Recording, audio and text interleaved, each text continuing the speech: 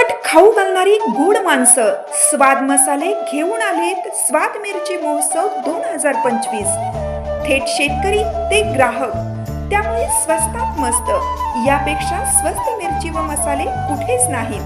तेव्हा अस्सल चवीची पारंपरिक चटणी बनवण्यासाठी घरगुती मसाल्यांचे माहेरघर स्वाद मसाले, पलूस, विटा आणि तासगाव। संपर्क 75 30 98 66 66 आणि 75 30 80 66 66।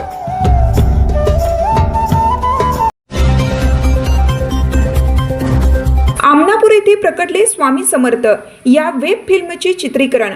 हौशी नाट्य कलाकारांना मिळाली संधी। श्री दत्तात्रेयांचे अवतार म्हणून अक्कलकोटचे श्री स्वामी समर्थ मानले जातात। आपल्या अवतार समाप्तीच्या वेळी श्री नृसिंह सरस्वती श्री शैल्य येथून कर्दळी वनामध्ये गेले। तेथे ते तपश्चर्येला बसले।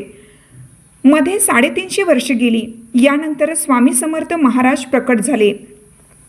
चैत्र शुद्ध द्वितीया ही स्वामी समर्थ प्रकट होण्याची स्थिती आहे। स्वामी महाराजांनी आपल्या अवतार कार्यात अनेक लीला केल्या, अनेकांचा उद्धार केला, अनेकांना सन्मार्गाला लावले। 31 मार्च 2025 रोजी स्वामी समर्थ महाराजांचा प्रकट दिन आहे। या स्वामींच्या प्रकट दिनाचे औचित्य साधून त्यांची महती दाखवणाऱ्या वेब फिल्मची निर्मिती करण्याचा संकल्प कुंडल येथील एक मेहनती दिग्दर्शक राकेश सावंत यांनी हाती घेतला आहे।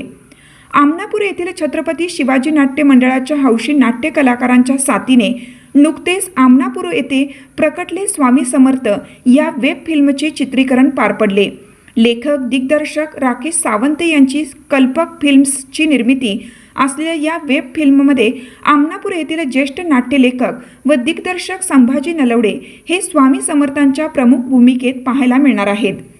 त्यांच्यासह छत्रपती शिवाजी नाट्य मंडळाचे नाट्य कलाकार मोहन गोरंबेकर, विनायक गोरंबेकर, सुशांत राडे, सचिन जावीर, सुयश पैलवान, श्रीकांत गोरंबेकर, विश्वजित तातुगडे, अभिजित लोहार, बाळकृष्ण कुलकर्णी, विनायक गंजी तसेच विघ्नेश गोरंबेकर, कार्तिक राडे या बालकलाकार यांचीही भूमिका वेब फिल्मच्या माध्यमातून पाहायला मिळणार आहे।